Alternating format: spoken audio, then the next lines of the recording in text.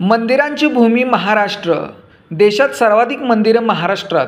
भारतात सर्वाधिक मंदिरं ही महाराष्ट्रात आहेत. यावर तुमचा विश्वास बसणार नाही, पण हे सत्य आहे. महाराष्ट्रात 77,283 मंदिरं आहेत. परकीयांनी मंदिरांना लक्ष्य केलं. सत्य हे पण आहे की ज्या ठिकाणी सर्वाधिक मंदिरं आहेत तिथेच सर्वाधिक परकीय आक्रमण झाली आहेत. महाराष्ट्रातील मंदिरात ब्रह्मा, विष्णू आणि महेश या त्रिदेवांचं दर्शन होतं.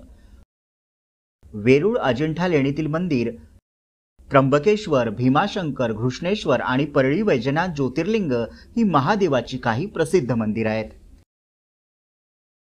त्याचसोबत पंढरपूरचा विठोबा, कोल्हापूरचा ज्योतिबा आणि अंबाबाई, मुंबईची महालक्ष्मी आणि सिद्धिविनायक गणपती ही प्रसिद्ध मंदिरं आहेत. शिवकाळात मंदिरांचं संरक्षण.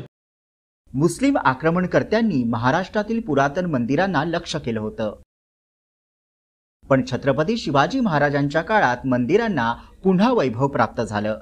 त्यांच्या काळात मुस्लिम आक्रमणांमुळे उद्ध्वस्त झालेली मंदिरं पुन्हा बांधण्यात आली आणि एवढंच नाही तर मंदिरांना संरक्षण मिळालं.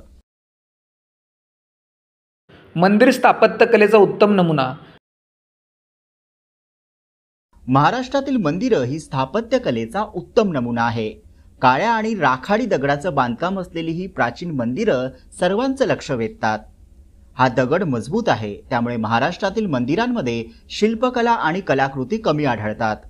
पण मोठे मोठे डोंगर फोडून गुहांच्या आत मंदिर बांधण्याची अनोखी परंपरा म्हणजेच वेरूळचं कैलास मंदिर होय.